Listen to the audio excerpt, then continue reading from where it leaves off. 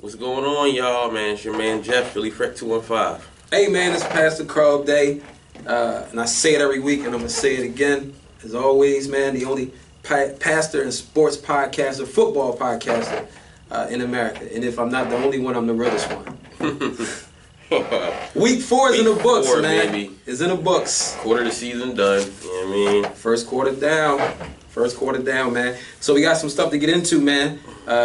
We definitely gonna jump right into it, man. But I definitely wanted to talk a little bit before we jump into our flow. Just talking about the follow up. So we had week 4, week 3. Everybody took a knee. Week 4 was a bit different. Yeah. Which is a little surprising. Slightly disappointing, but actually not too disappointing because it's kind of like, in my opinion, I felt like teams only took the knee because Trump said something. Yeah, it was kind of nutty. Yeah, it was kind of nutty. You know what I'm saying? It was like, yo, Cap been taking that knee, and it was like, y'all took the knee because the president challenged you, and nobody really still gave a damn about the issues that black folks are really facing in America. So it really just devalued everything, man. So I'm kind of glad these guys got up off their knee, unless they're going to be real about it anyway. Yep. Marcus Peters just sat down like he been doing, throughout the situation. And so others continue to do what they did. Eric Reed spoke out. You know what I'm saying? So shout out to those that took a stand. So we just kind of wanted to drop that out there, man. Just our thoughts towards that. Cam Newton. Real life situation. When he said it, I'm like, man, I agree with him. But then I was speaking about it with my wife, and then I seen her point. I was like, damn, I get what you're saying. So it's like, you got to be mindful of what you say and how you say it, man. And I'll say this too. I think I definitely get what you saying too. Like, and not in a disrespectful tone, but I do feel like I can understand where Cam probably was coming from. You're not used to a woman talking like that. I was getting ready to say that, so it was like he wasn't saying. I don't think he was saying, he was laughing. You don't know what you're doing. Yeah, you don't know what you're doing, but he was like that. It probably caught him by surprise. Right. And he was probably more so like, he laughed more so in the sense of him probably more so being impressed that he got a question from, a female reporter about, a woman reporter about routes. You know what I'm saying? Like, or mentioning routes. Because most of the time, it's probably some kind of, even from the men, the male media people too. Like, y'all don't know about that for real. Yeah, they ask more so like gossipy kind of questions. Like, oh, so were you mad when this guy dropped it? And it's like, you know what I'm saying? So he's hearing a woman ask questions about routes, and he's probably like tickled a little bit, like, wow, you really probably thank you for asking me about football. Right. So I think when he said that, he was like, it's kind of funny, hearing a woman asking about routes, speaking about routes, because you don't really hear a lot of those media guys even talking about actual points and real points of the game. You know what I'm saying? It's like they watch the box score, just ask you about, it looked like you were frustrated on the sideline. You know what I'm saying? So I mean, he's under fire, man. And in these day and ages, man, you just gotta watch what you say, man. So watch how you say it. I'm praying for Cam, man, and his situation over there, man. So yeah, man. man. But yeah, that's that. So let's get right to it, Jeff. We gonna do same format as last week, and we gonna start with our 3. You want to start with 3 up or 3 down? We can do 3 up. You know what I'm saying? All right, let's start with the 3 up, bro. Man, what you got for me? 3 up for your first place. Philadelphia Eagles. You know what I mean? Only team to win last week. You know what I'm saying? But man. Start off, my man Doug Peterson, man, called a great game Sunday. You know what I mean? His play calling was this. I think it probably was his best game as a coach since outside of the Pittsburgh game last year, like when everything was just clicking right for us. Agreed. But the way he was mixing in the screen game, like the time, like there was timely play calls that was working right. You know what I'm saying? And we could have potentially put up more points, but it was more so like it wasn't him that held us back. It was more so execution, drop passes, penalty, stuff like that. Like I think this was like the most complete game he had. You know what I mean? You had the running game working. You had Wentz looked efficient, you know what I'm saying, was hitting his target, hitting his throws. Like we kept San Diego off balance. They didn't know what we was doing.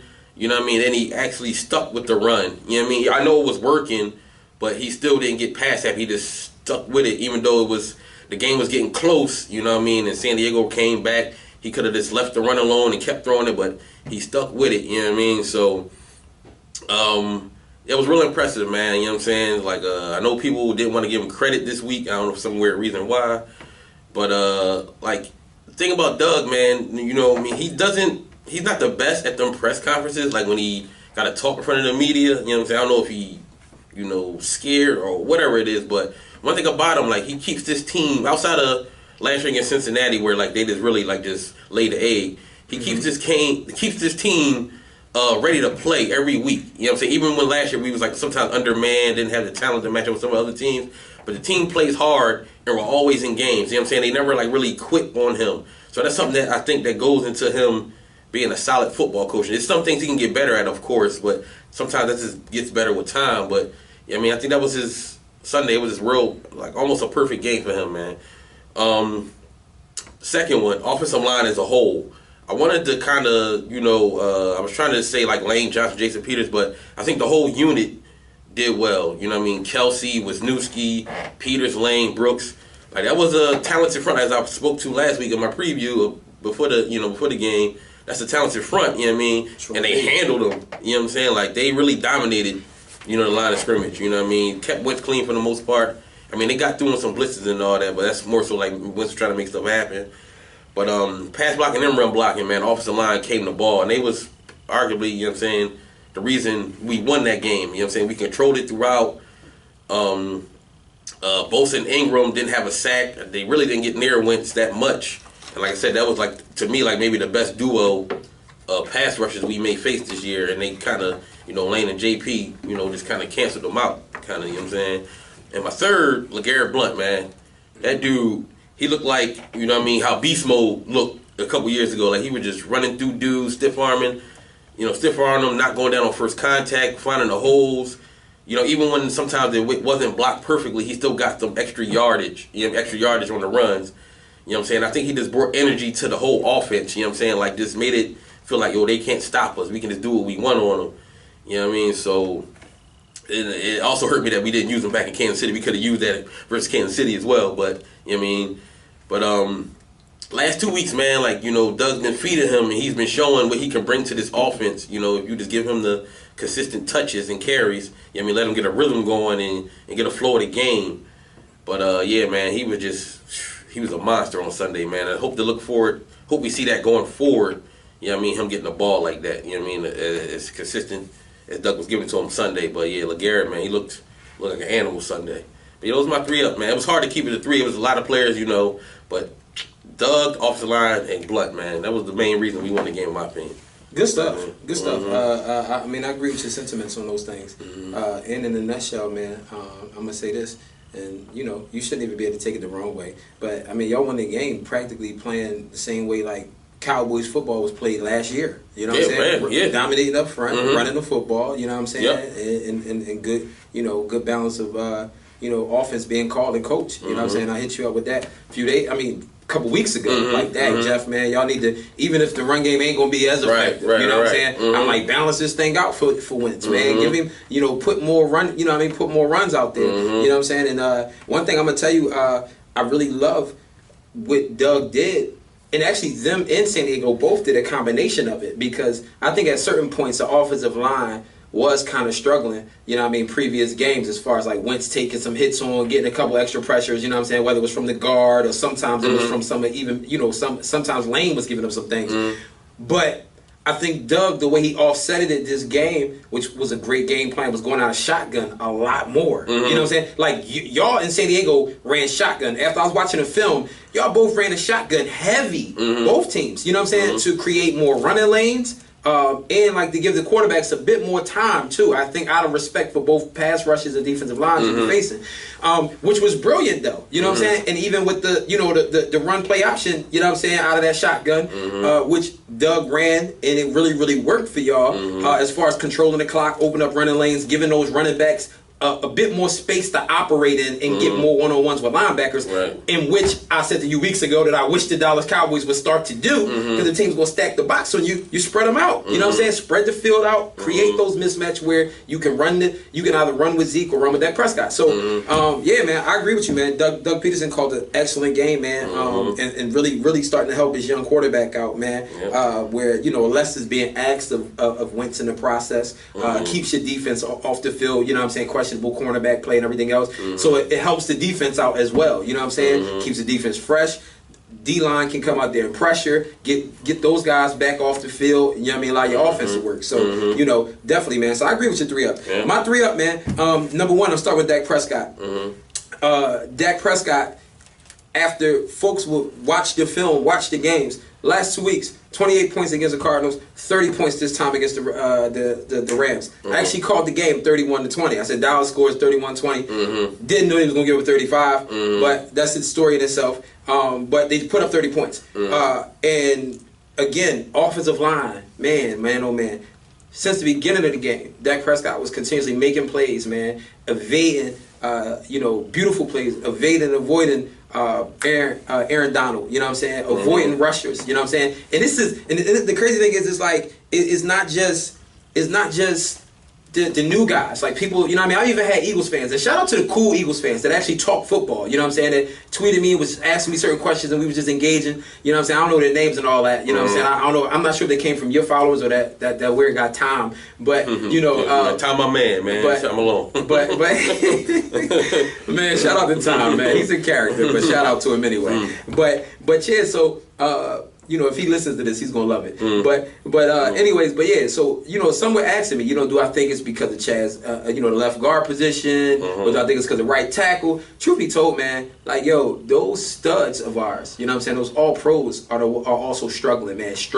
I pointed it out. I showed film clips as well. Frederick was having his hands full. Tyron Smith got blue passed a few times, you know what I'm saying? So it's not just the new guys, you know what I'm saying? Zach Martin, you know, whiffed a few times. So it's not just the new guys either. But anyway, nevertheless, Dak Prescott consistently made plays for the team. Consistently. He missed Dez, you know what I'm saying? He missed Dez on a late game slant pass, you know what I'm saying? He threw high. But at the same time, if you look at the play calling, every last one of those plays on that last drive, man, the Rams knew what was coming. You know what I'm saying? And I'm going to get into that as well a little later. But anyway, Dak Prescott rolled out of that pocket, man, which they need to go consistently with. Need to continue to open the offense up, run out of the shotgun, give the guy options and the ability to use his legs because he can. And again, man, had a very good game, man, in my opinion. You know, and I think that, again, he's gaining more and more grasp at his offense. But I feel like they need to make certain changes to the offense, and we'll discuss that, you know, a little later. But Dak definitely gets one of my ups, man. I think the last 2 weeks, man, he's done enough to actually for this team to win. But there's a lot of other things, man, that, you know, that factor into things too. But anyway, in spite of the poor offensive line play, Dak Prescott played a good game, good enough to win too. Zeke is number 2 for me. Zeke was catching the ball out of the backfield.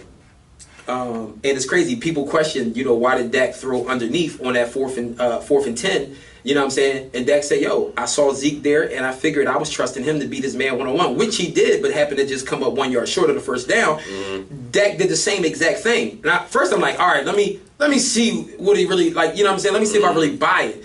So going at the beginning of the game, when Dak threw the screen pass to Zeke for the touchdown, it was 3rd and goal. It was 3rd and long, you know what I'm saying, in the red zone. What does Dak do? Throws the screen to Zeke. Zeke has one man to beat. What does Zeke do? Ogletree. Yeah, Ogletree. And he beats the one man. Ogletree's actually a fast linebacker, definitely sound tackler. Zeke beats his man and gets the touchdown. So that was 3rd and goal. That was a pivotal play, and Dak trusted his running back, which he was smart to do. So anyway, now going back to this, Zeke played a good game, man. Zeke ran for some gritty yards, still had to set up linebackers, find creases, because it just wasn't wide open holes there either. Zeke had another really good game, man, catching the ball and running the ball, you know what I'm saying? Scored a few touchdowns, man. So shout out to Zeke, man. He's up too. Then lastly, on the third part, I just want to go secondary. I'm going to say the secondary, man. I'm going to say the secondary except Jeff Heath. But literally, seriously, man, Scandrick, Jordan Lewis, Byron Jones all played really good games, man. Xavier Woods played really good games, man. We got beat a lot, you know, within those medium routes, man, that were in the zones of the linebackers and whatnot. Jared Goff did a lot of underneath work. Ty Gurley had that one big screen pass that he took for a long distance. You know what I'm saying? That one big pass he caught and took for distance that really attributed to a lot of Goff's yardage. But otherwise, the secondary played very well. They literally forced the Rams. They stopped the Rams to 7 field goals. You know what I'm saying? So wasn't giving up a lot of touchdowns. Wasn't giving up a lot of big plays. Man. Cowboys. Oh, I don't know if you saw the play, but when Gurley ran towards Jeff Heath got on his knees, looked like he was praying, man. Like literally, like get Heath off the field. But the secondary, man, up, man. So my 3 up, man, Dak, Zeke, and the secondary, man. Dez Bryant was like honorable mention because Dez did play a really good game, man. Dez 5 catches, 98 yards, man. Definitely got open a couple extra times. Like I said, Dak wasn't able to get the throw to him because the rush and everything else was coming. But Dez Bryant played well too, though. But Dak, Zeke, and the secondary for me. Down. First down, man. I'm gonna go Torrey Smith. Now he bringing, with the speed element. Teams gotta respect him, but he's not catching the football. When it comes his way. Like Wentz threw a beautiful pass to him, and it could potentially went for a touchdown. Hit him right in the hands, man. He dropped it. Now this is like the third week. He done dropped the pass. Like he dropped one last week, dropped the touchdown against Kansas City, and another potential touchdown last week. So like I said, he's bringing the speed element to the defense where they got to respect it, open things up underneath and all that.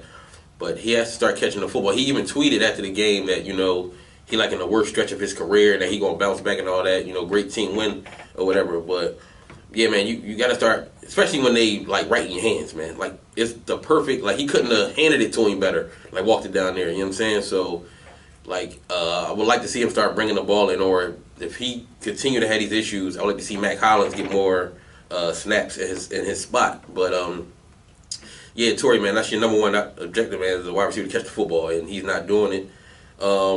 Number 2, Nigel Bradham. A lot of missed tackles, man. Like is a second. You stop a guy. Say you stop a guy for 2nd and 9. It's different than a 2nd and 3, or you know what I mean. Like you gotta, when you get to your guy, man, you gotta wrap up and bring him down. Like that can prolong a drive, and team's playbook is different when it's 2nd and 9 than when it's 2nd and 3. You know what I'm saying? It's easier to convert as you would. You know what I mean? Football. You understand football. You know what it is. You know what I mean? But especially with the way Kendricks is playing, man, like you would think that will make him like, oh damn, man, maybe I lose my snaps if I continue to, play like this. But for week 1, he was one of my negatives before we started this setup. He's one of my negatives week 1. You know what I mean? Like just missed tackles all over the place. He got to secure them, man. Over aggressive. Yeah, like I like the aggressiveness, but just wrap up, man. Like just wrap up. But in my third one, Rasul Douglas. You know what I mean? Like the big play, Tyrell Williams, got him on the deep pass. Even though it was I don't know if it was Mills supposed to help him or whatever it was, but he still lost track of his man. He still got beat. You know what I mean? Early. Keenan Allen did him dirty, even though it's Keenan Allen, but still he made him look crazy, and that changed the field and also led to points. So like no matter what the coverage was, man, he was just getting beat Sunday. I know he's a rookie, he'll learn and all that, but you know what I'm saying? You wanna.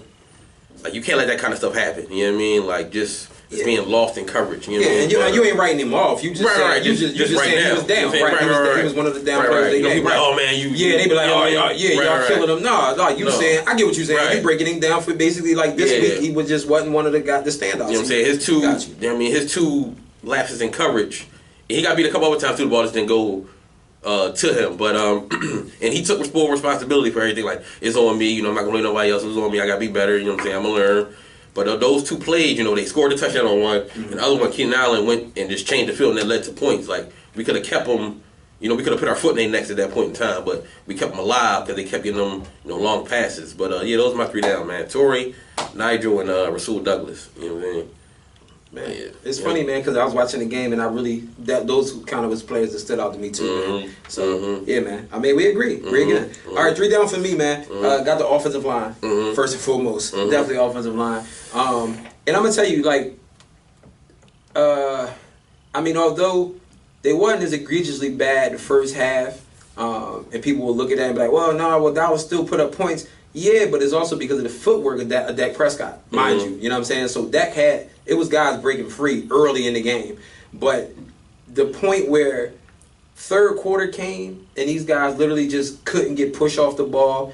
You got an 11-point lead. Can't even sustain the runs and everything. Sustain drives like like last year's team would have. And again, it's not just the new guys. Like this is Tyron Smith, this is Travis Frederick. And the only positive, the plus to this is that it's 3 All-Pros there. So it's week 4. Those guys gonna get it together. Period. It's not even like we're just putting hope and saying that, man, we hope. You know what I'm saying? Like a bunch of unknown guys get it together. These are 3 All-Pros. They're gonna get it together. But I do think the communication is off right now.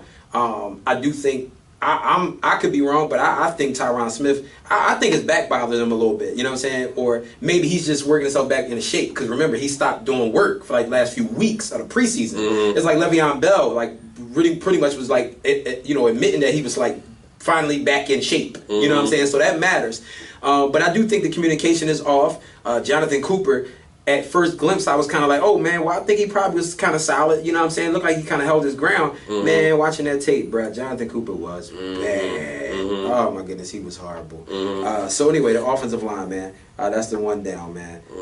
Definitely just got to get him down. Ryan Switzer, definitely down. The first 2 kickoffs took out of the end zone, being risky. One thing this kid's going to have to understand is that this is the NFL. It's not college. ACC, man. Yeah, this ain't the ACC. While he's a dynamic returner, and I understand he wants to try to, make a big play. But, dude, you fumbled.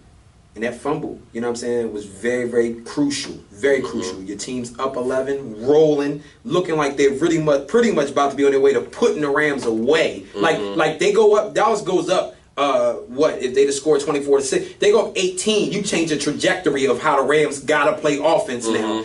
You fumble the ball, you know what I'm saying? But again, 3 special teams mistakes, you know what I'm saying, for a guy who's not asked to do a lot on the offensive side.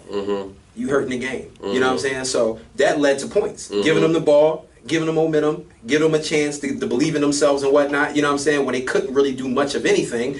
You gave them the ball like the 14-yard line or something. So, Ryan Switzer, you definitely a down player today. Linebacking core.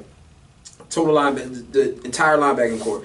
For one, the offense went stale in the third quarter, started to go ahead, wear the defense down. Rams went underneath a lot, attacking those linebackers. You know what I mean? Jalen Smith, Damian Wilson, and Justin Durant. You know what I mean? You got 2 guys out there that are backups. Hitchens and Lee was sorely missed. Certainly Short Lee was missed. Running game just continued to just, find the lanes. Rams were doing a good job as well of sitting there running stretch plays, which Gurley was cutting back on, you know what I'm saying? And again, they missed the general. They missed Sean Lee. They missed Sean Lee. So, people can say, oh, injuries ain't a big... Come on. You're missing Sean Lee, top 3-4 linebacker in football, the MVP of that defense. That's like missing your quarterback on offense. You know what I'm saying? So, he was missed in the run game, and it really ended up, it ended up wearing the defense out, man. So, and in coverage. You know what I'm saying? Goff was killing the linebackers in coverage. You know what I'm saying? So, he was having his way in that short field, that short area.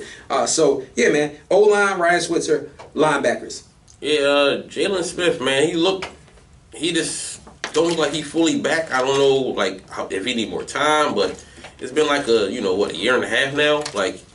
He's good when he can run straight line, but when he gotta, stop and change direction, he just be like, damn, I can't do it. You know what I'm saying? This look like it's not always there. I don't know if it'll eventually come back or what, but he just don't look, you know what I mean? I think it's more mental with him. I think it's more mental. Because I don't think it's about ability to do so, because he showed plays where he's picked his way through the trash, got off blocks and shed blockers and still made tackles and ran towards guys and made tackles. But I think 2 things factored in. I think you can't forget Lee is also there to help coach him up throughout those games. You know what I'm saying? So this is a guy now, his captain is missing. You know what I mean? He has an extra workload on trying to have to direct those guys into what they're supposed to do. And it's only game 4 for him. Not to mention, the offense were going 3 and outs, and the Rams were sustaining drives like crazy. So I think it was fatigue.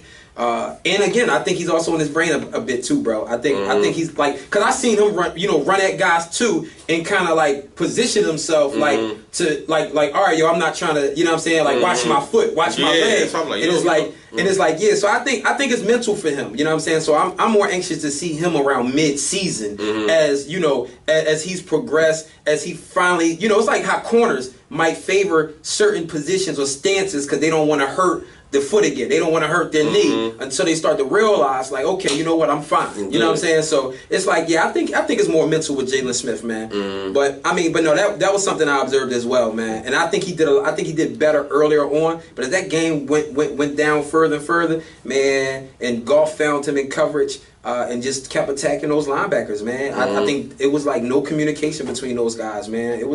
It got bad with those linebackers. Yeah, it was. It was ugly because that's what the Rams really picked on. That's what they picked on. We gonna do short in the run game, and then throw in the pass game, like you know what I mean. So like, because Goff not a dude that's gonna throw it.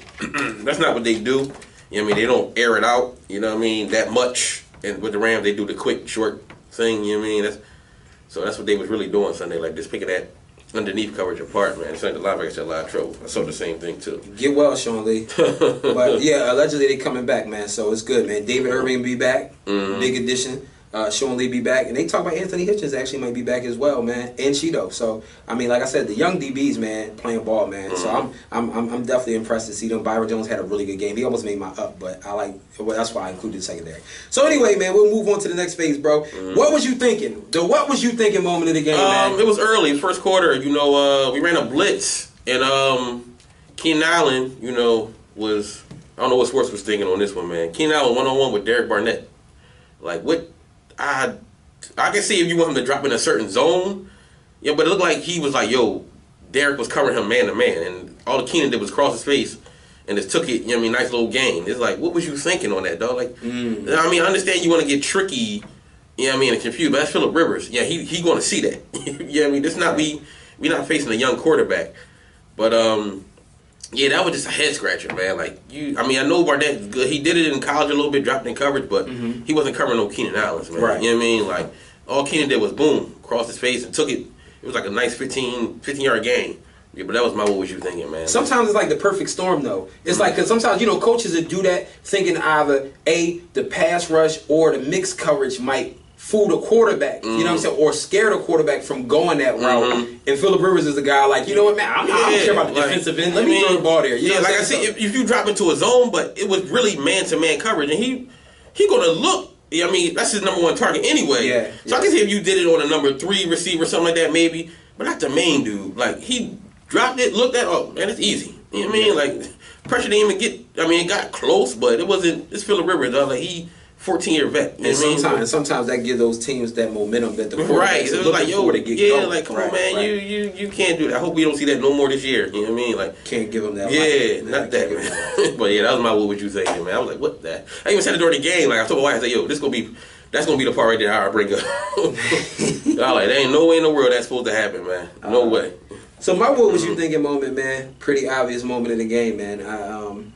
Which almost was a turning point in the game, but I was like, I can't make them redundant. Ryan Switzer's fumble. Yo, your team is up 11. They rolling, getting the flow going. Just came off of stopping them. Rams offense can't do a thing. You already got a banged up defense. You know what I'm saying? You got a defensive end, you know, out on suspension right now. You know what I mean? You got your captain and star of the defense out, middle linebacker. You know, you still got another corner who's out. Like, why? Ryan Switzer, what was you thinking? Yeah, like, they punt, you got 5 guys surrounded around you. Why get cute and even try to return the football? Dude, just fair catch it. Let the offense keep working and rolling. You know, like, yo, that was like stupidity at its finest. And I'm going to tell you what made it worse, though, bro, which really surprised me because of the same things that you credited Doug for. Jason Garrett has done a great job of always keeping his team prepared, wanting to go out and play for him, and just really, you know what I'm saying, like, carrying themselves like professionals, at least like when it comes to engaging with the media. They asked Ryan Switzer about it. Ryan Switzer says, won't be the first time, won't be the last. Like, ain't the first time, won't be the last. What? Yeah, you can't say that, man. Like, yo, somebody should have had dude running 100 laps that night. It's like, dude, like he too cocky for me. Like, you haven't done nothing yet, man. Like, humble yourself a little bit. Right, man. you gotta be humble. And I like him too, and I think he's definitely gonna be a decent player. And I say it all the time. Prove it for him. And shout out to I gotta throw this in here, bro, because they don't be listening to the show. But shout out to it because last week I mentioned Witten on my down, and I mentioned how again Witten has to come out of that, man. Like the same way the Eagles was running the shotgun formation, running plays out of the shotgun. It takes those guys out of the box. It gives your quarterback a bit more freedom and also helps them to be able to see the field better too. You put Switzer there instead of Jason Witten running, these 3 wide out, 3 wide outs and spreading Witten out there. Dude, you got Switzer and Beasley underneath. Cole Beasley needs to be he needs to be a focal point of this game, dog. There's no way he should have in 4 games 11 catches, 86 yards. Folks worry about Dez Bryant. I want Cole Beasley involved. You know what I'm saying? Like Dez gonna get his. The offense flourishes when Zeke gets off, does what he do, and you got Cole Beasley killing those linebackers, wearing them down, and you moving the chains. That is the core of the offense. Dez Bryant is gonna get his touchdowns when he get in the red zone. He's gonna get his occasional shots downfield, but get Cole Beasley involved. We're busy moving Dez Bryant around when teams are really keying in on Cole Beasley right now because they know how much of a threat he is. You can go to the coverages on 3rd down. They got 2-3 guys sitting on him, which means you got to move him around. Get him the football, though. This dude is a monster underneath, man. One easily top 3 slot wide receiver in football, and you just got to get him the football, man. Like, that guy replaced Jason Witten as far as that underneath blanket. And again, you got a Ryan Switzer, Cole Beasley clone who's probably a bit faster and a little stronger after the catch. Get him involved. Put him out there. You know what I'm saying? They got to break free from this loyalty. Like Jason Witten, I know he's like lifetime, you know what I'm saying? Lifetime Cowboy, right? You know what I'm saying? Ring of Honor player. But right now, dog, like you got to spread that field out. Because again, Dak Prescott been making it happen, man, with not with a good offensive line and having to deal with, you know what I'm saying, short field and short areas of play. So yeah, what was you thinking goes to Ryan Switzer, man? Yeah, I think what teams are doing, and like what I alluded to coming into the year about them having more film, I think they trying to take y'all out your comfort zone offensively. Like they trying to take away Beasley and they stacking the box against the run. So they like, okay, well y'all gotta go somewhere, y'all gotta go to Dez. So I think that's more so why maybe Dak is trying to force it to Dez, maybe. You know what I mean? Because it's like his comfort zone. Right. Well, is not, and he's a dude that's not going to throw it into coverage as much. So I think that's kind of plays a part. And like we spoke before we had the show, like y'all coaching staff is not really creative. And even like you said, Zeke said it. We run about the same plays. Yeah, you know what I mean? Plays, right. So it's like teams are like, okay, like last year, y'all would go and give like Zeke would get 5-6 yards first down. This year he getting 1-2 yards. So like I said, when I alluded to us, like 2nd and 8 is different from 2nd and 3. Absolutely. So you know what I mean. Absolutely. So I think it's going to take some of the coaching as well as the players sometimes to step and make some plays, but the coaches got to implement some changes a little bit because like teams is not going to let you. You know what I mean? Like these teams got pride, man. So they hear all week. Best offensive line, man. They're going to run it down y'all throat. They're going to do this and that. Like, these dudes like, no, they're not going to come in here or we're not going to get embarrassed. Like, you know what I mean? So, I just think it's a balance. Like, y'all players got to step up and the coaches got to, you know what I mean? I agree with you. Like I've said it numerous times. I agree with you 150%, bro. Them coaches have to, and that's why I said you got to, the same way Doug, the same way you see the Chargers, you have to go shotgun. This team has to go shotgun. Dak Prescott ran out of the gun in Mississippi State. So this is nothing. This ain't unfamiliar territory. And if anything, like I said, the last few weeks, this guy has been the savior for this football team. Because in that Cardinals game, if he don't use those legs, those points don't come about. In the game we just now saw, you saw the plays, I saw the plays. Man, him breaking free, literally had dude grabbing his shoulder pads on his neck. He breaks out of that, man, makes the extra play for the touchdown. Like Dak Prescott has been making the plays for this team. So you got to start to call rollouts. You have to go into the shotgun. Let them run the read option. Because now now these guys can't play 8 in that box when they see 4 wide receivers out there. You put a tight end out there, they're going to let a safety sit right on top of Witten and sit there and say, yo, this old man's not getting past me. So if he catch it in 3 yards, that's what we want him to do because we're going to tackle him ASAP. Anyway, But you got Beasley, you got Switzer underneath. Now it's like, oh, y'all going to triple team Cole? Well, we going to hit low number 10 over here, and he's going to go ahead and do his thing. You know what I'm saying? One-on-one, because you got a Cole Beasley clone. Open the playbook up. Switch up the offense right now, and let these guys do what they do. And then, like you said, where the players got to step up, that's where the offensive line got to answer the call. You know what I'm saying? saying? They got to start winning first down. That's just point blank period. I don't even when you're facing 8 in the box or whatever, they got to sit there, man up, and say, you know what? We're getting at least 4 every time first down. We're getting at least 4, and that's what it is. So that just has to switch back up. But again, to their credit, I mean, well, not to their credit because I'm not giving them no credit, but maybe to the slightest bit of defense they might be able to get. But this is the NFL; they're gonna face tough guys anyway. But they face 4 very good defensive lines. You know what I'm saying? Over these first 4 weeks. You know what I'm saying? So I mean, I'll definitely give them that. They played some very good teams, and they still adjusted again to the communication things. That's why again, you know, folks that wanted me to be upset or mad, everything else. First of all, we 2-2. And again, we really should be 3-1 and haven't even been playing our best football. So I'm not the slightest bit concerned because again, the main unit that's been really like taking us away from doing what we do and you know and really weighing our defense down is the offensive line, which is really our strength. So I'd be a bit more concerned if my QB was throwing interceptions all over the place, or you know what I'm saying, like, you know, Zeke just really wasn't looking like himself. But that offensive line is the key. And like you said, bro, they have to, the coaching staff is going to have to want to design more running plays for Dak. Because that's another thing that's going to wear those defenses down. You want to stack the box or you want to blitz, then let me beat you with these legs and keep extending these drives. That's what we do. And that's go, what Carson Wentz do. Absolutely. And that's why I said to you last week, like, if anything, man, Dak does not take advantage of running as much as he should, or I guess as much as he's designed to. Maybe the coaching staff don't want him to do that. But it's like, yo, y'all got to open that up. So I agree with you, bro. Like, really good points. Turning point of the game. We got the last drive, man. We got Chargers scored a touchdown. You know, with 6 minutes 44 seconds left, they didn't touch the ball again. You know what I mean? Like we milked the clock on them. You know what I mean? Offensive line did their job. We gonna hand it to Corey Clement. We gonna hand it to LeGarrette Blount. We hand it to Smallwood. Try to stop us, and they didn't. You know, like Jason Peters said, he's like nothing more satisfying as an offensive lineman than when the opposing team know and everybody in the crowd know that you got to run the ball and you can't do nothing about it. You know what I mean? Like, we and Dick Stockton, man, they can just get him off games because he was kept saying the Eagles need to score here. You know, I'm like, score here? I'm like, yo, we milked the clock, dog. Like, that's a wrap. We up. What do we need to score for? You know what I mean? But, yeah, that was the game's still in the balance, man. And, like, you know, we just did what we had to do. Like I said, Doug stuck with the run, offensive line. LeGarrette Blount, even Corey Clement picked up 2 third-down conversions, you know what I mean, 2 short yardage conversions on that drive. You know what I mean, just kept the ball away, and they didn't get the ball back because, you know, Phillip Rivers, you know, he kind of was hot at that moment, you know what I mean? So, who knows if we don't convert, they get the ball back, and, you know what I mean, different outcome. And this is, while like, everybody keeps saying, y'all was 3-1 last year, this team is different, man, because this game against the Giants and this game against the Chargers, we lose those games last year, man. Those are the type of games we was losing last year. Them close games, we had the ball at the end, we would have a turnover, or we couldn't convert. You know, defense couldn't stop nobody. Like that's why I'm so encouraged about this 3-1 start, because we still haven't clicked all our weapons yet. You know what I mean? And we pulling out these close, tough games, and we still don't have our defensive, our secondary pieces.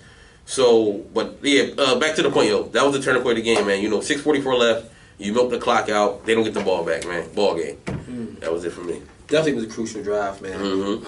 I was actually looking at the big LeGarrette Blount drive though. No, the run 60. Yeah, that was that 60. I thought that drive, like, especially because you think about it, the Chargers was still only down 2 at the time. 1917. So, yeah, so like had y'all went 3 and out, or they might have stopped y'all. I felt like they was gaining momentum then. So like then they would have been able to go up and put the onus on y'all to have to go out and score 7 to win. You know what I'm saying? So which would have been interesting to see. You know what I'm saying? So I definitely thought that was like huge when he broke that run and took off for like 70 yards. I'm like, oh yeah, man, this right here was the nail in the coffin, because to put you back up 9 now with pretty much with you know what I mean, with like 8 minutes to go at the time, they pretty much, it was a 2-possession game. So they had to score a touchdown. I mean, which they came down the field with that huge play they caught, you know, and got down there quick enough to score. But I mean, and that was kind of like, that don't happen often. So like for me, I was just like, oh, all right, this is about to do them in. You know what I'm saying? So yeah, I definitely think either or, but it was a good drive. That game. I mean, that run has brought the energy, you know, back to the team, like swung the momentum a little bit too. Yeah. So I definitely think that was a huge. Can't argue that. Turning point for me, man. I'm gonna just say the third quarter as a whole.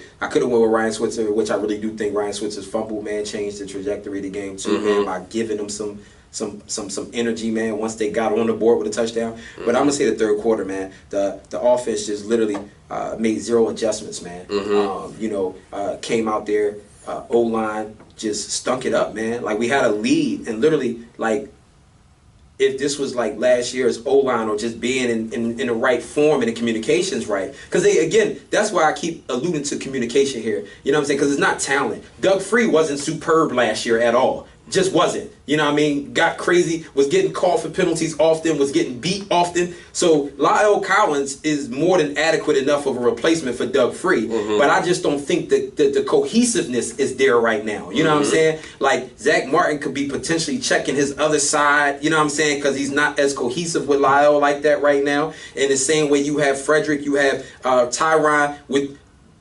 Cooper or Chaz Green, and both of those guys kept alternating through the all season too. So I think the communication is not right with those guys. But again, third quarter, offense stalled, man. Mm-hmm. Just stalled. You know what I'm saying? And normally they'd beat a team down. Like, okay, we got a lead on y'all. We're going to come out. We're going to beat you up some more. You know what I'm saying? Mm-hmm. They stalled while the Rams otherwise came back and did what they was doing, wearing that defense out, and gained steam, you know what I'm saying, and ended up, you know what I'm saying, getting ahead. Mm-hmm. Terrence Williams dropped a 2-point conversion as well. Dak put it in his lap, you know what I'm saying. But I watched that play again. It looked like the defender tipped it, though. He got a little, I don't know if it was Mark Barron. You know the rules, though, man. Yeah, true. It hit your hands, you got to catch it, true, man. True. And he's a body catcher. So that's the problem, too. If you weren't just waiting for it to fall in your lap, you know what I'm saying, you'd have been able to catch it had you aggressively went at it. So, like, again, man, that was crazy too, man. Y'all did that like 3 times? Y'all had a penalty? We had a penalty. They got a penalty, right. It was the longest 2-point conversion attempt in the world. Right. But yeah, so I think the turning point of the game for me, though, was third quarter. I think the Rams, kind of, was starting to impose their will,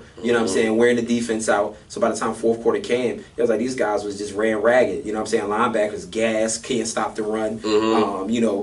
And I mean, I think Dak did a great job of responding once we got behind, came right back and got the touchdown. But it's like, I need the O-line to give me a complete game. You know what I'm saying? Like, we have yet to see a complete game from this offensive line. So yeah, man, that was turning point for me, third quarter. I think, what was the when Crawford, he had a chance to fall on the fumble. I think that could have, you know what I mean? Yeah, that shifted it. Anthony Brown dropped the interception too. Yeah, it's like that could have, you know what I mean? If you fall on that fumble, right, y'all right there. He was ready to jump around and celebrate, and didn't even realize the damn ball was on the ground, man. Right. Yeah, so yeah, no, you're absolutely right. So we had times, and that's why, like, without arguing with the Twitter dweebs, like when I say we literally gave a game away. Like, this team had that game. You know what I'm saying? Like, make no mistake about it, this team had that game. And just literally between the turnovers, the missed opportunities that we had to take the ball back over, again, the defense held these guys to 7 field goals. We gave up 13 points within our own starting position within our own 40, because we gave, we right after we scored, we gave them a 66-yard kick return. Right. So again, like, this team let one get away. And again, not playing the best football. Defense banged up, missing a corner, missing your star linebacker, missing another pass rusher. You know what I'm saying? So, like I said, but the offensive line, man, that turning point to me was third quarter. Unpopular opinion, Jeff, going into next week. This week. I think this is more so like a long-term view, but Nelson Aguilar, man, I think he has a chance to be like how Brandon Graham turned out to be. I don't know if he could reach that stud level, but like, because he got all the talent. His issue was never talent, I would tell people. It was just mentally, you know what I mean? Like, he would get open. Like, last year, you watch him, he killed Sherman on the dig route, just couldn't catch the ball. Like, it's just like, he just different. A different mindset mentally. Y'all got an option on him this year or something like that? No, he got 3 more years. Actually. Okay, because he got 2 this year, next year, and he got an option. 5th year. All right, yeah, so he's in for a minute. You know what I mean? So, I just think, like, mentally he's just there, man. Like that, the one hit him on the deep ball, caught it with his hands, hit him again over the middle. He get up, signal first down. Like, he just seemed more energized. Like, he just seemed like he playing with more confidence, man. So I think he had the potential to turn how into Brandon Graham was. You know what I mean?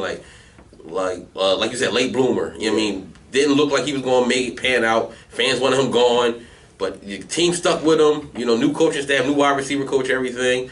Kept instilling confidence in him, and he letting his natural ability take over in the slot, man. I still think he's a better fit personally, like I mean, just I'm saying attribute wise. So please, Twitter dweebs, don't get it twisted. I think he's still a better fit for what y'all trying to do offensively as of right now. Mike Quick said that he's the most talented receiver we got as of right now than Alshon Jeffrey. You know what I'm saying? Like I'm gonna just say I think he's a better fit as far as y'all making those quick throws. You know what I'm saying? And then him getting open in short field, short space quickly and everything else. I think Aguilar has the best skill set or at least the best makeup for what it is. Because honestly, like size speed ratio, game style, I really can see him being more like Jeremy Maclin type. You know what I'm saying? That's what exactly was compared to. Yeah, for that offense. So it's like I think he definitely fits the offense. But like you said, mentally, can he put it all together? Right. Can he be consistent with it? Is he gonna do a long term? We shall see. Yeah, but I think going forward, that's just something just to watch. Just watch how he look on the field. Like he may not have the numbers, but when the ball comes his way,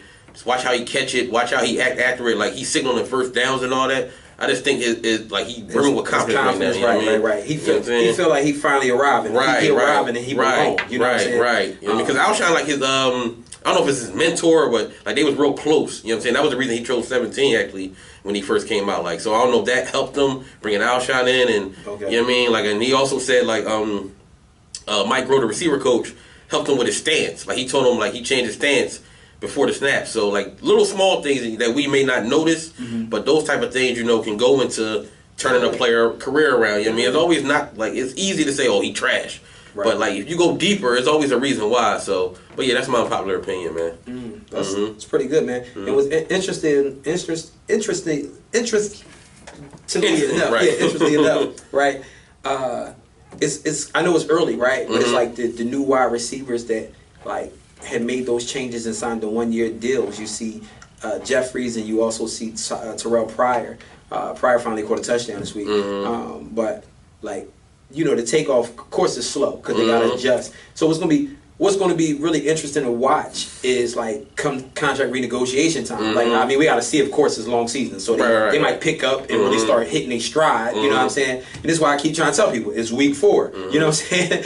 But so they may hit their stride, but it's really interesting to see like when these teams come back to renegotiate. You know what I'm saying? Are they gonna bring these guys back? Or are they going to let them go test the market, you know what I'm saying, and kind of like go back out there, you know what I'm saying? Because like both of the receivers anyway are like in their later 20s anyway, so it's like, So, I mean, especially when you got like Ertz and Aguilar rolling too. Right now, Ertz is the number one option right now. And then you might even bring the kid Hollins who could probably come along or show some promise, and they may feel strong enough with him next year. So it's going to be a little interesting to see, you know what I'm saying? And then you see even, what's the name, going to Kirk Cousins, man, going to Josh Doxson, man, going to other guys. Another kid, what's the other kid named 14 from the Redskins? What was it? Grant. Grant. Yeah, his last name is Grant. Yeah. So you even got Cousins going to them too, going to the tight end. So it's like, is Cousins even gonna be back? I'm about to say, are they gonna be back? I'm about to say that. So that's a whole nother discussion, man. But the Redskins would be crazy if they let him go.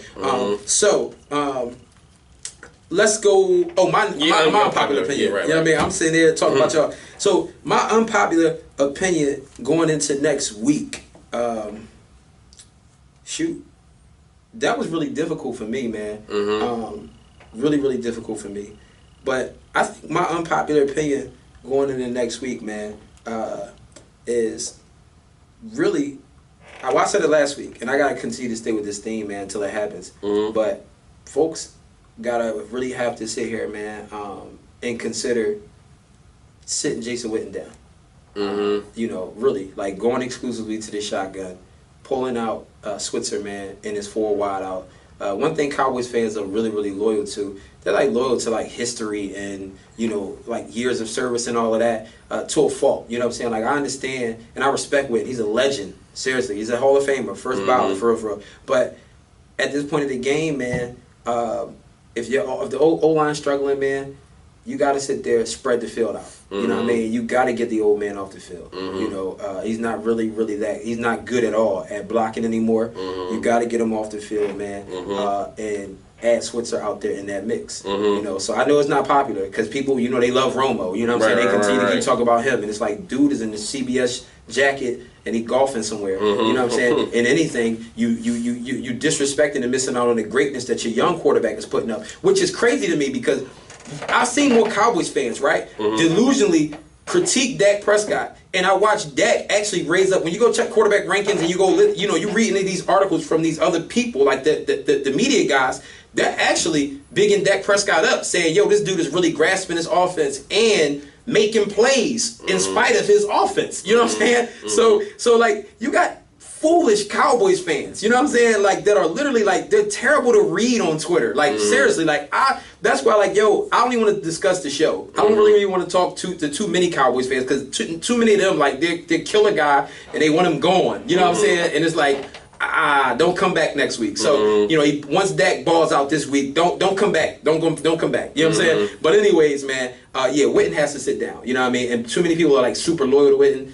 He's like the ultimate professional, super good locker room guy, all of that. I get it. Like, they like Tyrone Crawford in the locker room. I get it, but he stinks. He needs to get off the field. So I can't wait till Irving come back this week. I'm excited about it, truthfully. But my unpopular opinion, man, Witten has to sit down, man. I know the team don't see it like that. He's a captain, but he has to sit down. Right. You gotta minimize the opportunities of him on the field. You know what I mean? I'm cool if you coming out of the eye and you running play action, and you know he can get freed up for a few plays here and there. But you gotta spread the field out, man. Like, so that's my unpopular opinion, man. Going to next week. Up next, Jeff. Who y'all got next? Arizona Cardinals, man. You know, they just came off a victory. Overtime win against a division rival, the Niners. You know what I'm saying? Larry Fitzgerald. But you got to make Carson Palmer uncomfortable. You know what I mean? You got to make him uncomfortable. He's not the fleet of foot, so he's not going to beat you with his legs. So if you just get that pressure inside the pocket, like, you know, hopefully, I don't know if Fletch going to come back this week. I don't know. They still say day to day. And Jernigan missed practice this week, so I don't know if that's something to keep an eye on. But this is be a game that we really would need them to bring that inside pressure. You know what I mean? Because you got the edge guys coming outside, but we need a pressure up the middle. So kind of make him uncomfortable, make him move off his spots and all that. Because he's not a guy that's going to, like how Rivers and Eli do, like Bruce Arians, they like to throw the ball deep. Yeah. You know what I mean? So he's 7-step drop type dude. So this is the game where I think the D-line really can eat this week. You know what I'm saying? If we even if just Jernigan play, because he balling this so far this year. But also they don't run the ball well. They have also line troubles too. So I think we're great against the run so far this year. So we just gotta contain that, of course. One-dimensional. You know what I mean? Make them one-dimensional, and try to cover Larry Fitzgerald, because he just kills us. Like, his numbers against us is ridiculous, man. Every time he plays us, he just goes off. So Larry been throwing him this year. Yeah, so it's like that's just something that, you know what I mean? The Niners know. So just, you know, I don't know what's the game plan going in, you know, about number 11, but try to focus on him, man. You know what I mean? And try to move Carson off his spots. Defensively, you know, we gotta stick with the run. It may not, you know what I'm saying, it may not get us much going off early, but just stick with it.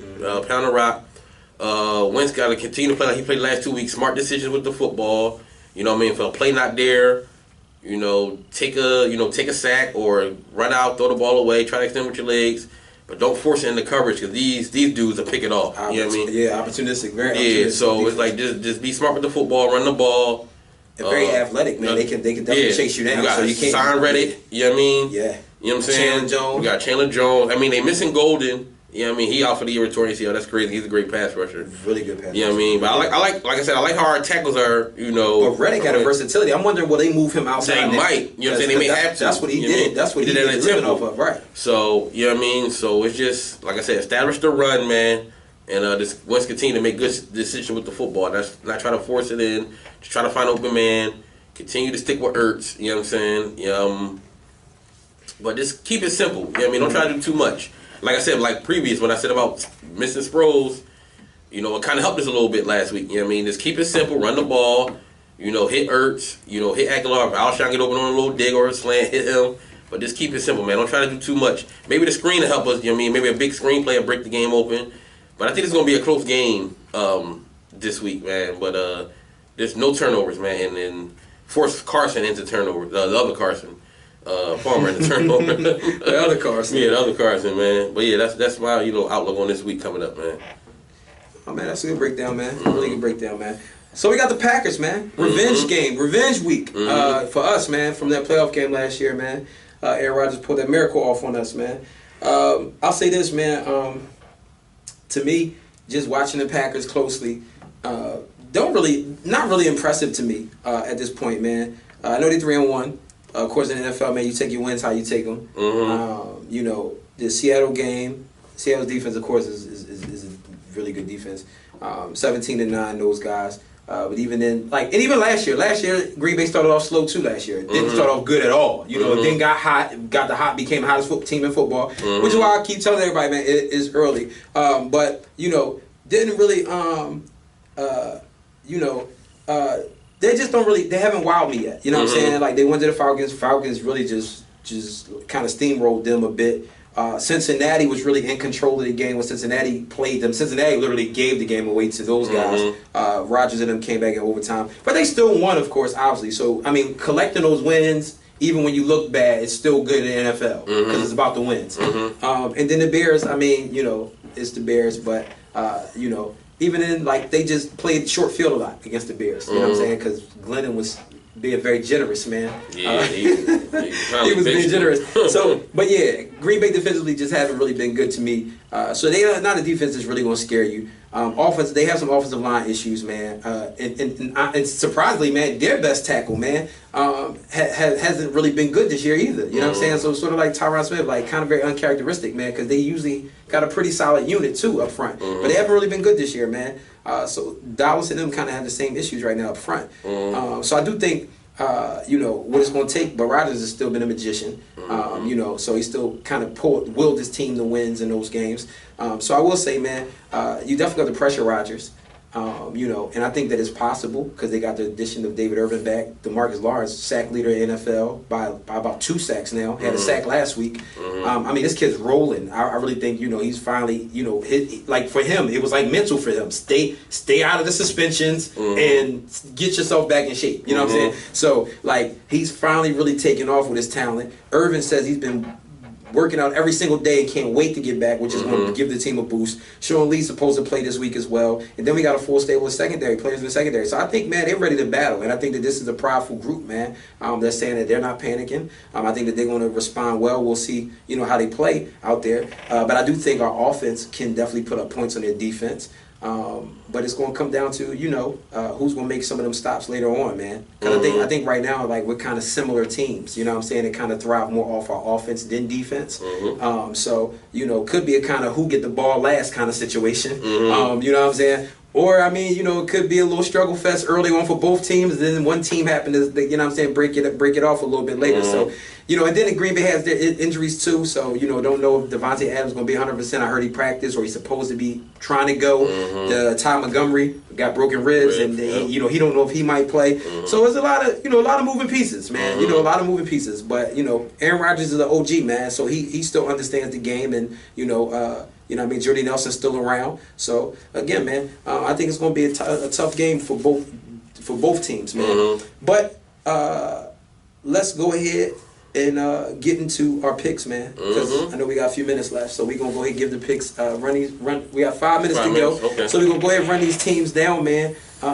You know, and I called the Buffalo win too.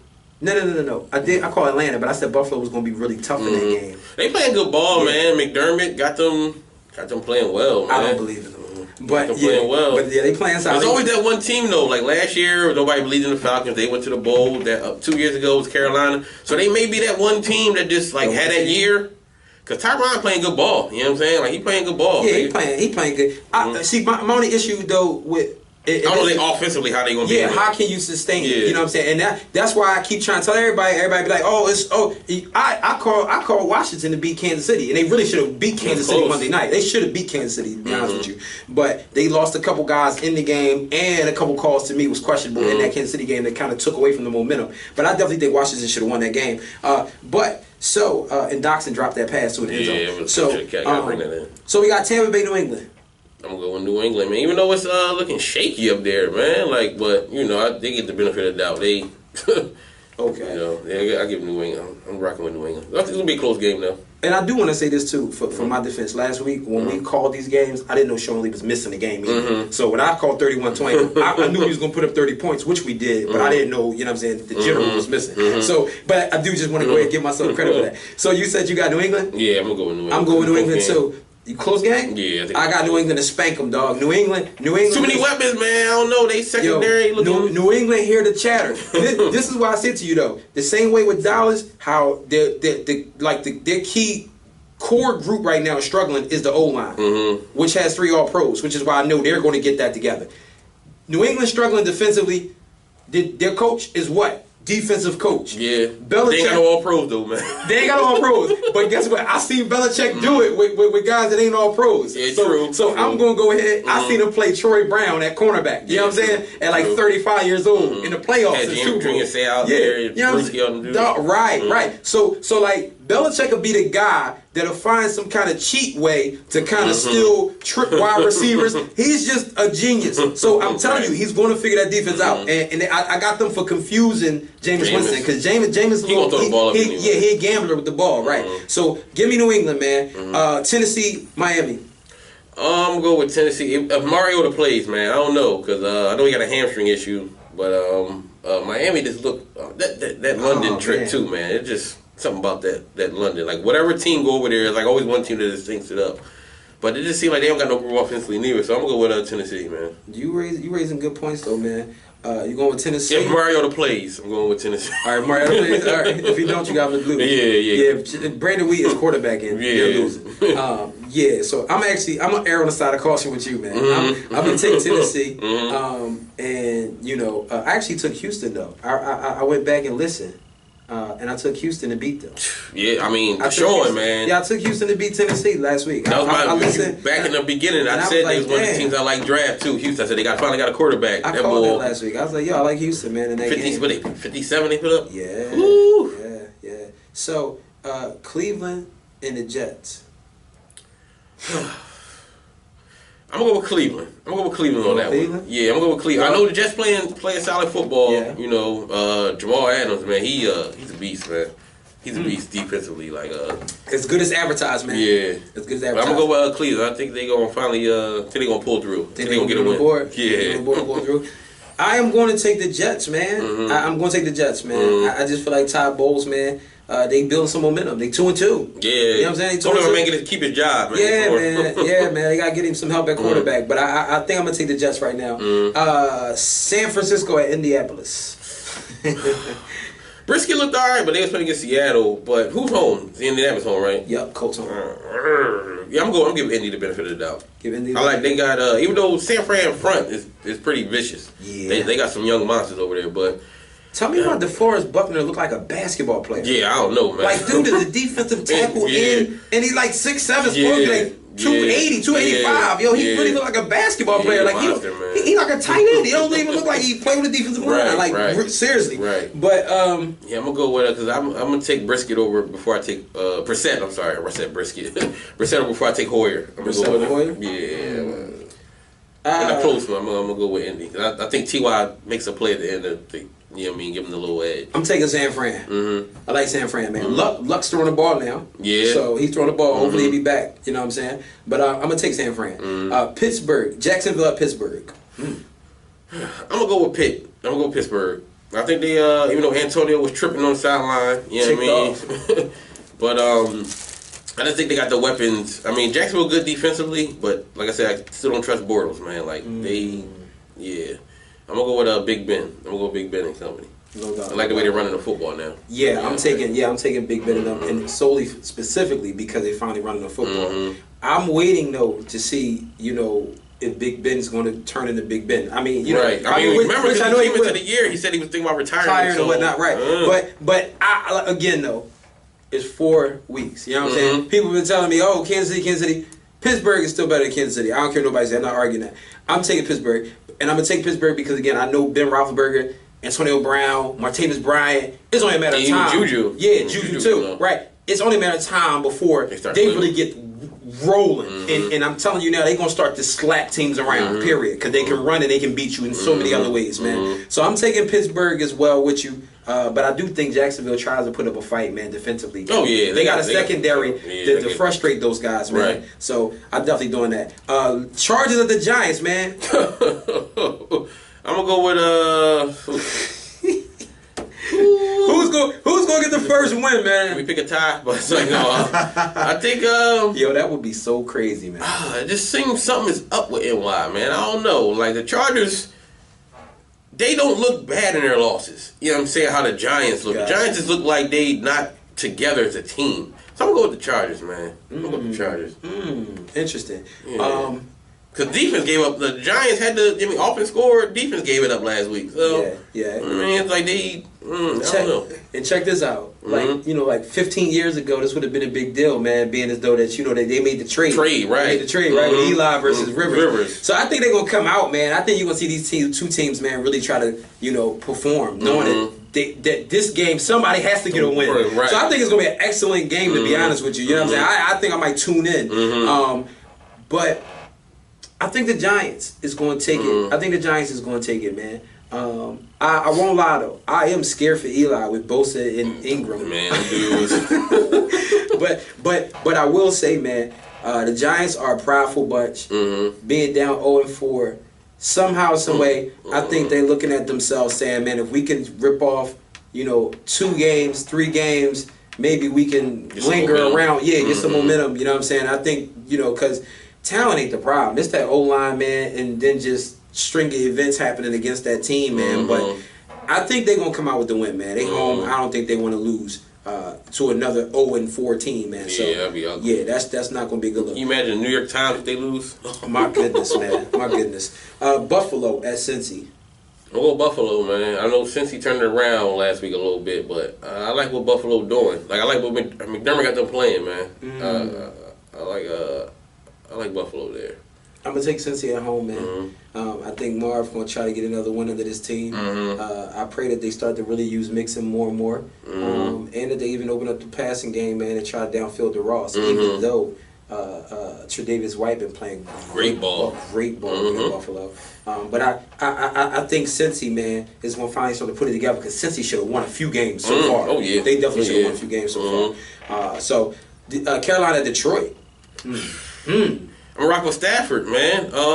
I see, man. You've been riding. You've been riding with Stafford. I like what they doing out there, man. I think they finally, they not you waiting for the Lions to mess it up. I think this is sustainable, man. What they doing? Like they finally running the football. Abdullah look healthy. Look at my boy. You remember I was telling people about Abdullah. Yeah, I think they finally got that balance. You know what I'm saying? You got Golden Tate, you got Marvin Jones. You know what I'm saying? Ebron is still solid a little bit. Right. Offensive line is solid. They got Slay, who been one of my favorite corners for the longest. You know what I mean? They got right. You know what I mean? They got Ziggy. You know what I'm saying? They got still got Haloti back in the middle. You know what I'm saying? I like what they doing in Detroit. I'm gonna go with Detroit. Oh man. And Quinn at safety. He was. Yeah, most underrated safety in football. Used to be Jacobs, but he got the recognition now. Quinn is him. I'm gonna take Carolina. I think Cam, man, getting some swagger. He gonna have to come out and ball now because he better. The media coming to kill him, man. So I'm gonna take Cam, man. I'm gonna take Cam over there in Detroit for the win, man. But Detroit is a very powerful bunch, man. And I picked Minnesota, man, and they beat Minnesota, very tough Minnesota team, man. So, but then Minnesota, lost Cook, man. Yeah, that was tears. I'm crying. So Baltimore at Oakland. I'm gonna go Baltimore. You know what I mean? Because E.J. Manuel, Nah. Yeah, I'm gonna go Baltimore. Man, I like their defense to make a play or two. True that. I like Oakland. I think Jack Del Rio is gonna have this team motivated. You know what I'm saying? I think this team is reminiscent of like an AFC version of the Cowboys. You know what I'm saying? A young, very talented team on the up and up. Really good offensive line. You know what I'm saying? EJ was making some plays last week too, like in Denver.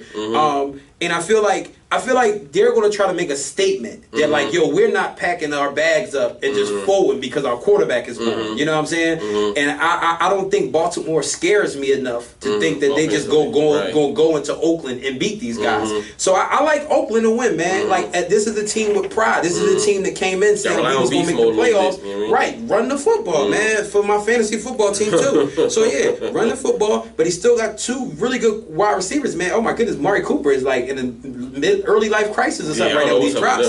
But yeah, he got to tighten up. But I got Oakland to win. I got Oakland for the upset. Seattle at the Rams. I'm gonna go with the Rams, man. You going going with the Rams? Rams? Yeah, I like what they doing, man. I think Goff, I like McVay. You know what I mean? Yeah, I like what he doing, and I like their coaching staff. Period. He put together a good coaching staff out there. Oh my goodness, yes you know he what I mean? did. Yes he did. I'm gonna go with the Rams. I think they for real. You think for real? Yeah. I mean, I think they for real too. But they got talent. You know what I mean? Yes, they do. I think they for real too. But I'm gonna take Seattle. Mm. I'm gonna take Seattle for the fact that they finally they blew up last week, man, against the Colts. In the second half.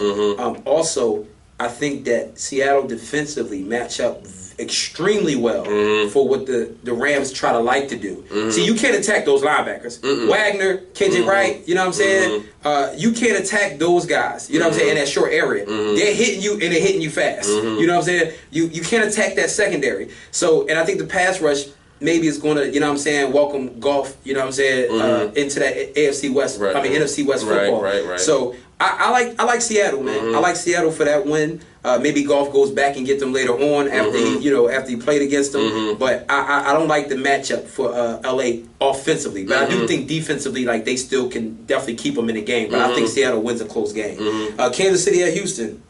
I'm gonna go with Kansas City. The state remain undefeated, man. You know what I mean? I'm gonna go with Andy and company. At Houston. Yeah, I'm gonna go with Andy and them, man. All right. I'm taking Houston. I think Houston goes out, man, builds off the momentum that Watson has. And I'm not saying they're going to put up 57. Right. Man.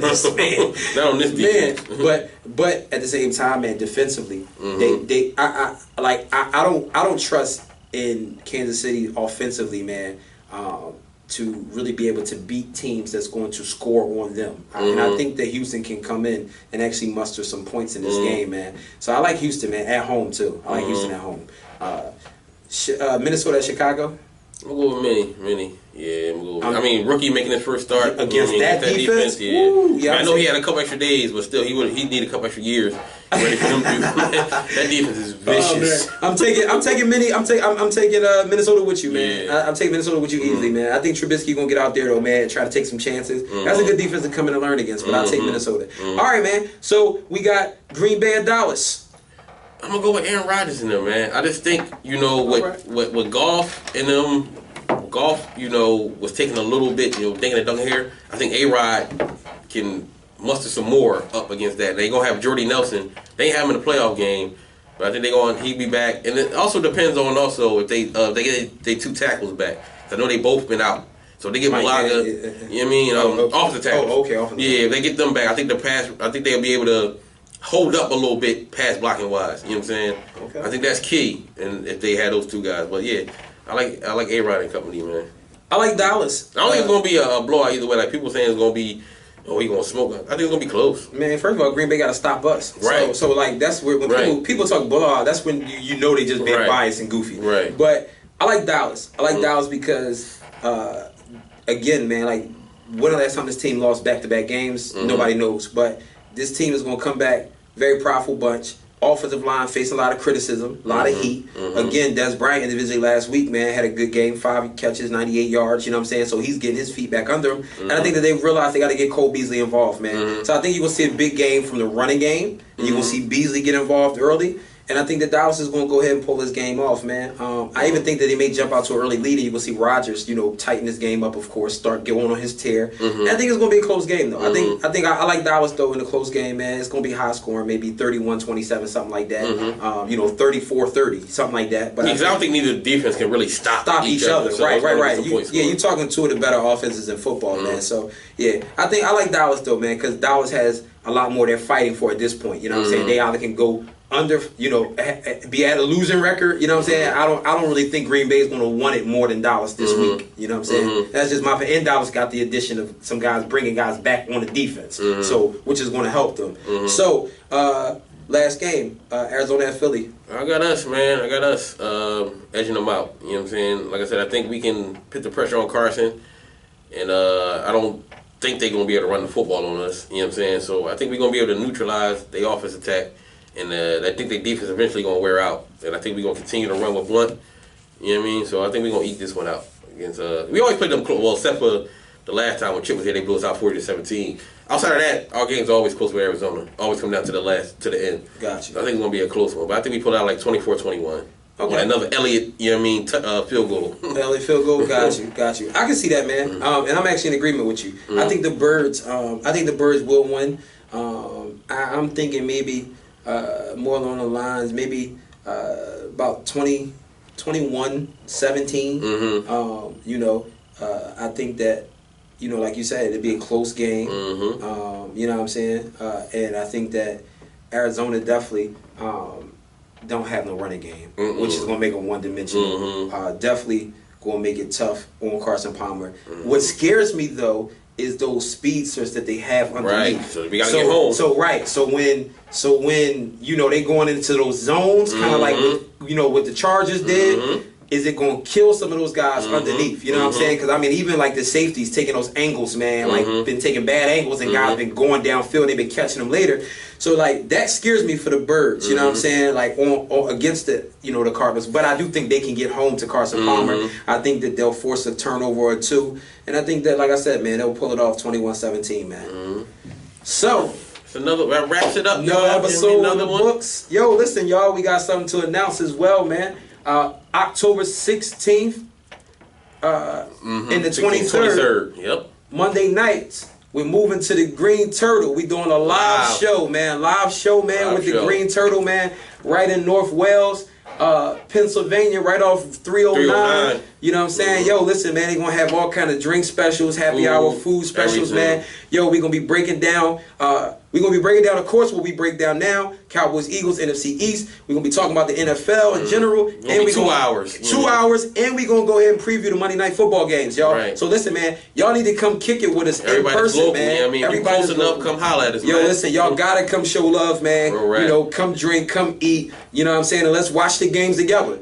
So the 16th I believe, is the Titans versus the Colts. Andrew Luck should be back, so it should be a good game. And then the 23rd, you got Eagles versus the Redskins. So all the Eagles fans get to come out. I get to watch it with y'all. Y'all can talk y'all trash, you know what I'm saying? Or I'm going to be talking mine that night. So come on through, man. But we looking forward to it, y'all. Come on, y'all got to show us mad love, man. And we trying to build this partnership, man, with the Green Turtle, man. So be on the lookout, man. Big things are happening. Thank you all to everybody that's watching us, man. Everybody that's tuning in. All across the country and other countries. More states being added, man. We love y'all, man. Shout out to y'all, man. Yeah, man. Get at us. Get at us on Twitter. Like I said, what y'all think, what y'all disagree with, what y'all don't. I mean, what y'all agree with, what y'all don't agree with. Just let us know. You know what I mean? Like you said, we only talk about what we talk about on here. That's right. So, you know what I mean? Educate yourself on what we said. Right. You know what I mean? Come back, let us know. You know what I mean? Go look at the tape and let's really discuss what the tape show, y'all. Yes, we not looking to argue over just goofy nonsense and trying to, belittle or make each other mad. Like, we just want to talk football. We open to having real football discussions. Let's make football points. And let's talk about the show, man. You know what I'm saying? Philly Freck 215. Man, get at us. Pastor Carl Day, y'all. Find us on Twitter. Get at us. Let's talk, man. We love y'all, man. Peace.